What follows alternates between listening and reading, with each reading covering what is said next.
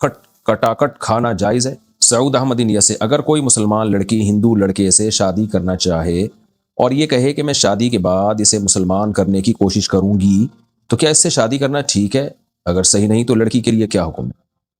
نہیں ہو سکتی یہ شادی، چاہے بعد میں اسے ٹھیک کر بھی لے، لیکن شادی جب ہوگی، میاں بیوی کا ریلیشن ہوگا، وہ تو بدکاری اور زنا کے زمرے میں آئے گا۔ کسی کو دین پہ لانے کے لیے اپنا ایمان بیچنا جائز نہیں ہے۔ تو اگر وہ ہندو لڑکے سے شادی کرے گی، شریعت میں یہ نکاح ہی کا لدم ہوگا، اس کی کوئی حیثیت ہی نہیں ہوگی۔ تو اس لیے بہت بڑا جرم ہے، بلکہ ایسے لوگوں کے بارے میں تو ایمان کے سلب ہونے کا خطرہ ہے کہ آپ کو پتہ ہے کہ ایک چیز اسلام میں نہیں ہے اور وہ نکاح اسلام اس نکاح کو نکاح ہی نہیں مانتا، تو آپ اس پہ نکاح کا لیبل کیسے لگا رہے ہو؟ پھر آپ اس خاتون کو چاہیے ایسا ہرگز نہ کرے۔ لڑکی کے لیے یہی حکم ہے کہ اس کو چھوڑ دے، وہ خود مسلمان ہوتا ہے تو اپنے والدین کی پرمیشن سے اس سے شادی کر لے، اگر نہیں ہوتا تو بس چھوڑ دے اس کو۔ احتشام صاحب انڈیا سے، میں دہلی میں رہتا ہوں اور میرے والدین تقریباً 650 کلومیٹر دوری پر رہتے ہیں، اگر میں دہلی سے وہاں جاتا ہوں تو کیا مجھے قصر نماز پڑھنی ہوگی یا پوری ادا کرنی ہوگی؟ آپ دہلی میں رہتے ہیں تو کیا مطلب کوئی جاب واب کرتے ہیں یا باقاعدہ آپ کی بیوی بچے دہلی میں ہی ہیں؟ اگر واقعی بیوی بچے اور پورا گھر آپ کا دہلی میں ہے تو پھر والدین سے ملنے آپ جائیں گے تو پھر آپ مسافروں والی نماز پڑھیں گے وہاں پہ۔ اور اگر آپ کمارے چھڑے چھاٹ ہیں، باقاعدہ دہلی میں آپ کا گھر نہیں ہے، تو پھر آپ کا والدین کا گھر ہی آپ کا گھر کہلائے گا۔ تو پھر آپ جاب کے بعد جب والدین کے گھر جاتے ہیں تو وہ چونکہ آپ ہی کا گھر ہے، تو پھر 1 منٹ کے لیے بھی جائیں گے تو آپ پوری نماز پڑھیں گے وہاں پہ۔ یوسف صاحب انڈیا سے، نکاح کے وقت لڑکی سے پوچھا گیا تو اس نے قبول ہے بولا، جب لڑکے کی باری آئی تو اس کے ابا نے بولا ہاں قبول ہے۔ واڑے واہ! تو ایسی صورت میں کیا مانا جائے گا؟ تو لڑکا کیا بیٹھا ہوا تھا، اس کے منہ پہ ٹیپ تھی جو اس کو قبولتے ہوئے شرم آ رہی تھی، کیا مسئلہ ہے؟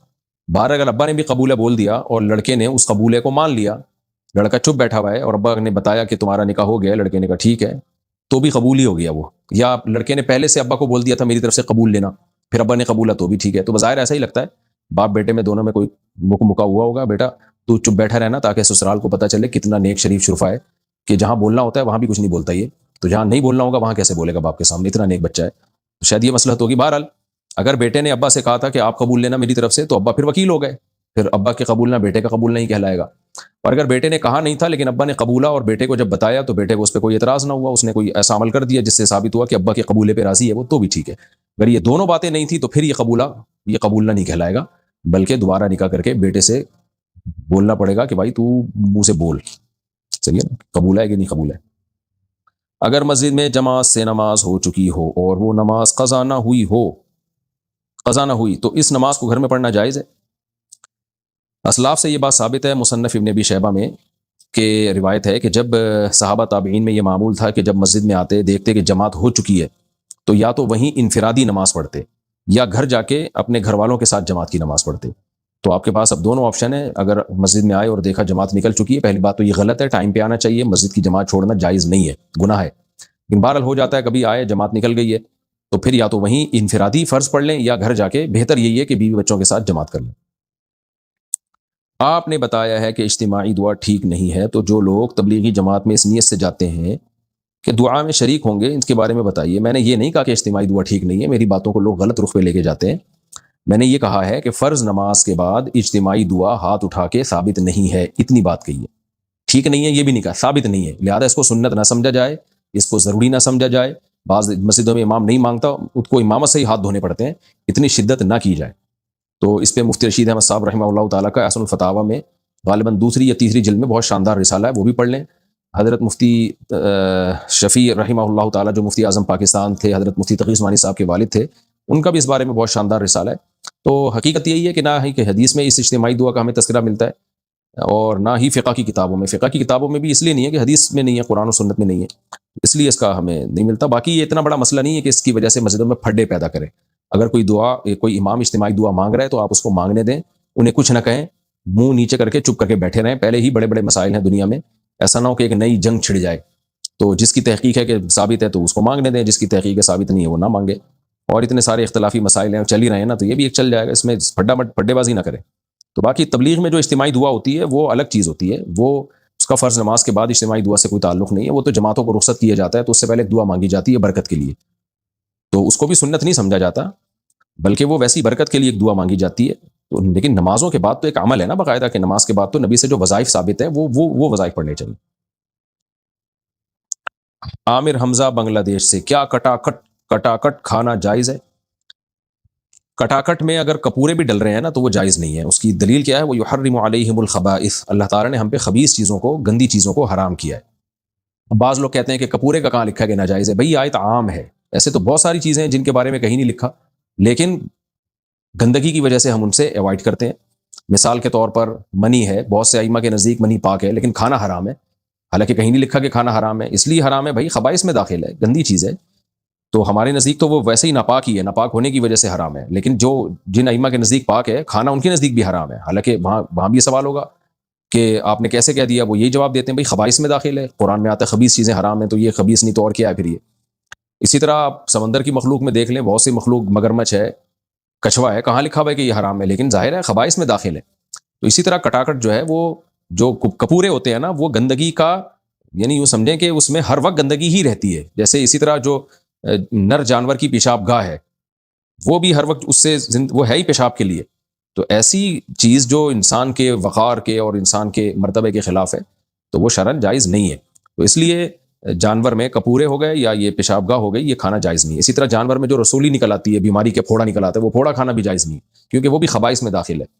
تو جو بھی یہ کہتے ہیں نا کہاں حدیث میں لکھا ہے، ایسے بہت ساری باتیں حدیث میں نہیں لکھی ہوتی، لیکن اللہ تعالیٰ نے ہمیں اجتہاد کا حکم دیا. تو مجتہدین اجتہاد کرتے ہیں، اور اس اجتہاد کی بیس پہ بھی بہت سی چیزیں ناجائز ہو جاتی ہیں.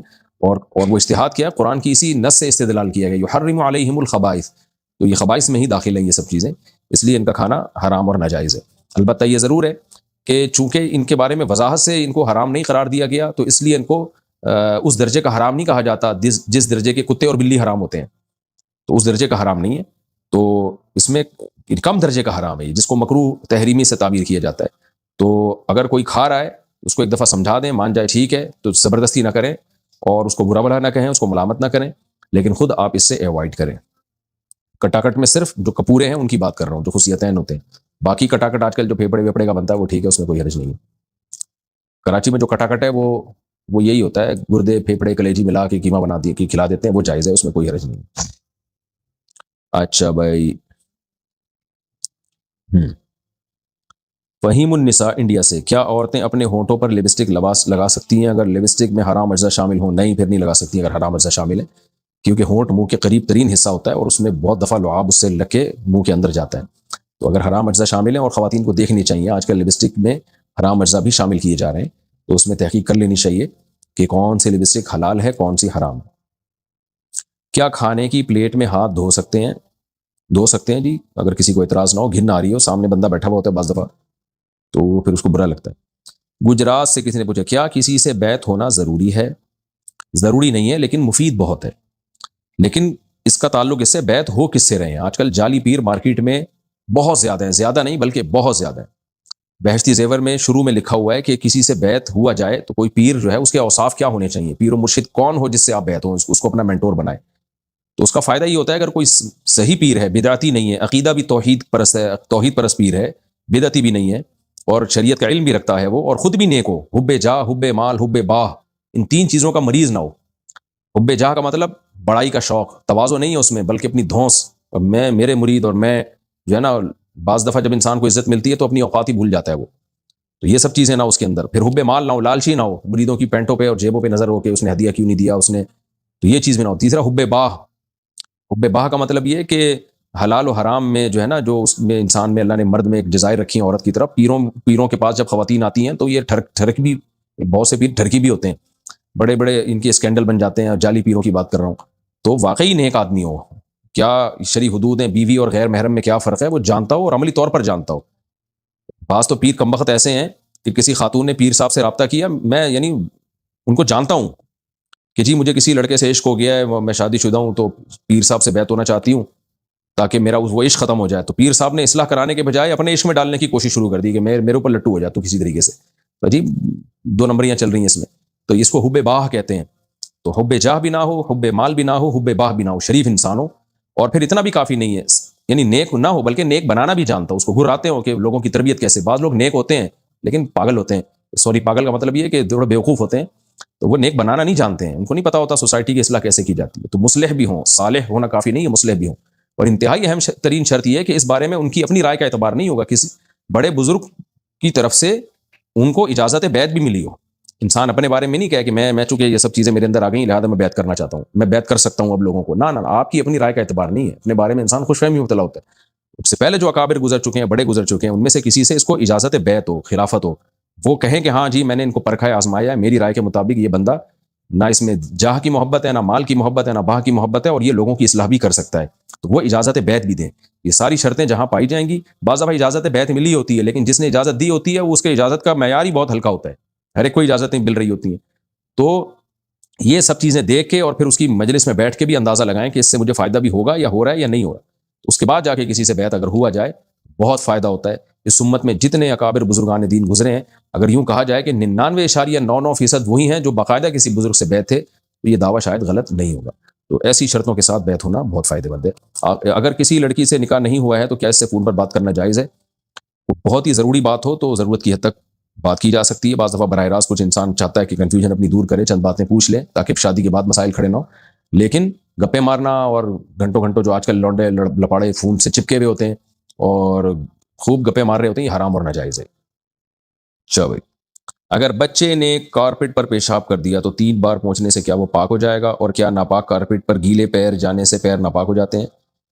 3 بار پہنچنے سے پاک نہیں ہوتا۔ اس کا طریقہ یہ ہے کہ بچے نے اگر کارپیٹ پر پیشاب کیا تو کوئی ٹب لے جا کے نا کارپیٹ کے نیچے گھسا دیں آپ، جہاں پیشاب ہے تو وہ تھوڑا سا اوپر ہو جائے گا، اس کے اوپر جگ بھر کے پانی ڈالیں اور تھوڑا سا مسلیں ہاتھ سے پھر ڈالیں، تو 3 دفعہ یہ عمل کریں کہ اتنا پانی جو ہے اس کے اندر سے سرایت کر جائے، یعنی اتنا پانی اس کے اندر سے نکل کے چلا جائے، یا تو آپ کو غالب گمان ہو جائے کہ بھئی یہ پیشاب نکل چکا ہوگا، اب صاف ہو گیا، یا یہ کہ اتنا پانی کہ وہ 3 دفعہ اس کارپیٹ کو اس پانی میں ڈبو سکتے تھے، ہم ڈبو کے نچوڑ سکتے تھے، ایسے ڈبوتے پھر نچوڑتے، پھر ڈبوتے پھر نچوڑتے، پھر ڈبوتے پھر نچوڑتے، تو اتنا پانی جو ہے کم از کم اس میں سے آر پار ہو جائے تو پھر کارپیٹ پاک ہو جائے گا۔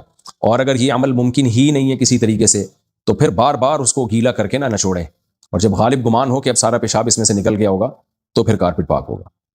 باقی کارپیٹ پہ اگر پیشاب ہے اور وہ سوکھ گیا تو گیلے پیر جانے سے ظاہر ہے وہ گیلا ہو جائے گا دوبارہ، تو پاؤں جب پہ لگے گا تو وہ پاؤں دوبارہ ناپاک ہو جائیں گے، لیکن اس بارے میں وہم نہ کریں کیونکہ وہمیوں کو طہارت کے مسائل سمجھانا بڑا ہی مشکل کام ہوتا ہے، وہ پھر ساری زندگی کارپیٹوں پہ ہی پاؤں نہیں رکھتے، تو جب تک 100% یقین نہ ہونا کہ یہاں پیشاب پڑا ہوا ہے اس وقت تک وہم نہ کریں، کارپیٹوں پہ چلا پھرا کریں، گیلے پاؤں کے ساتھ بھی کوئی ناپاک نہیں ہوتے، جب تک یقین نہ ہو کہ اسپیسیفک اس جگہ پہ پیشاب تھا اور میرا پاؤں وہاں پڑ گیا۔ صابر صاحبہ کراچی سے، اگر کوئی بغیر داڑھی کے نماز پڑھاتا ہو تو کیا نماز ہو جائے گی؟ داڑھی کاٹنا گناہ کبیرہ ہے، تغییر خلق اللہ میں داخل ہے۔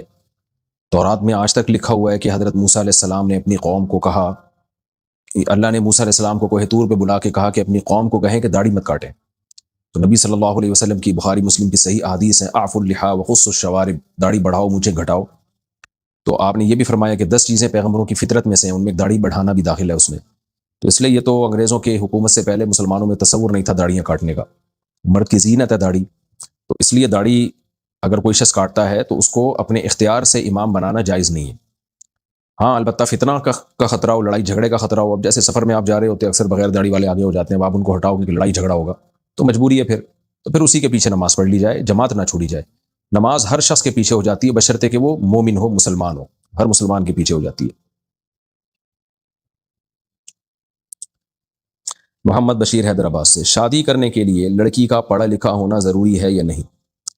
نہیں، اب تک جتنی شادیاں کائنات میں ہوئی ہیں، اب خواتین میں ایجوکیشن تو اب شروع ہوئی ہے، عصری تعلیم کی بات کر رہا ہوں، البتہ تعلیم کا ہونا ضروری ہے، ضروری اس معنی میں نہیں کہ جاہل لڑکی کی شادی نہیں ہو سکتی، شادی تو ایجاب و قبول کا نام ہے، مرد ہو اور عورت ہو شادی ہو جاتی ہے، شریعت میں وہ ہو جائے گی، لیکن گھر آگے چلتا نہیں ہے اگر تعلیم نہ ہو۔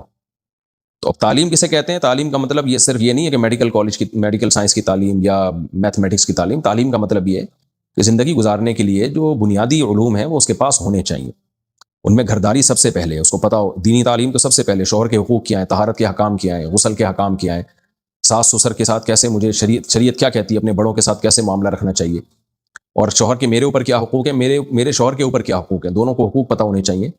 اس طرح کی جو بیسک نالج ہے، جس کے لیے حضرت مولانا اشرف علی تھانوی رحمہ اللہ تعالی نے بس بہشتی زیور نامی کتاب لکھی تھی، وہ خواتین ہی کے لیے لکھی تھی تاکہ خواتین اس کو پڑھیں اور اپنی لائف کو سدھاریں، سیدھا کریں، اس میں طہارت کے حکام، صفائی ستھرائی، بہت گھرداری کے لیے جو چیزیں چاہیے وہ اس میں انہوں نے لکھی ہوئی، تو جامع رشید نے اس کو آسان کر کے چھاپا ہے تسہیل بہشتی زیور کے نام سے، وہ پڑھ لی جائے۔ اتنی تعلیم تو ضروری ہے سب کے لیے، نبی صلی اللہ علیہ وسلم نے فرمایا طلب العلم فریضۃ علی کل مسلم و مسلمہ، ہر مسلمان مرد اور عورت پہ علم حاصل کرنا فرض ہے، علماء کہتے ہیں کچھ بیسک علوم ہیں وہ تو سب پہ فرض ہیں، آگے پھر ڈیٹیل میں جب جائیں گے تو جو جس شعبے سے متعلق ہے پھر اس شعبے میں کی علوم حاصل کرنا ضروری ہے. آپ تاجر ہیں تو پھر تجارت کے شرعی حکام جاننا ضروری ہے آپ کے لیے، تاجر نہیں ہے تو پھر ضروری نہیں ہے. تو یہ تو بیسک تعلیم جس کو جو انسان کو انسان بنانے کے لیے ضروری ہے وہ سب کو سیکھنی ضروری ہے، چاہے مرد ہو یا عورت.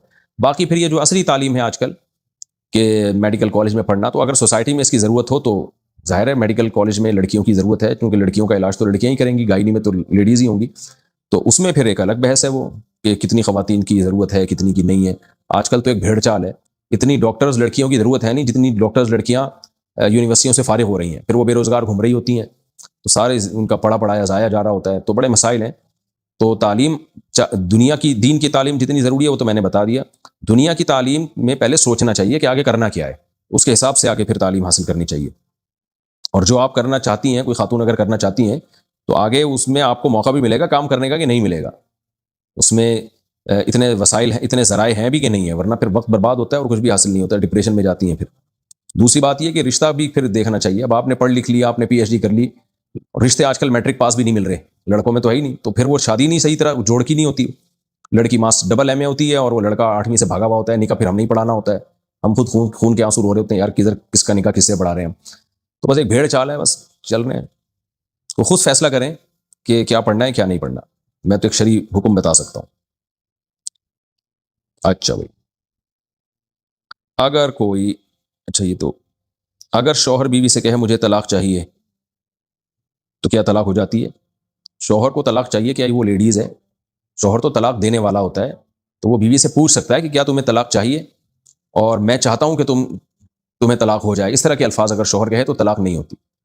تو اگر یوں جب تک نہیں کہے گا کہ تمہیں میں نے طلاق دے دی اس وقت تک نہیں ہوگی طلاق.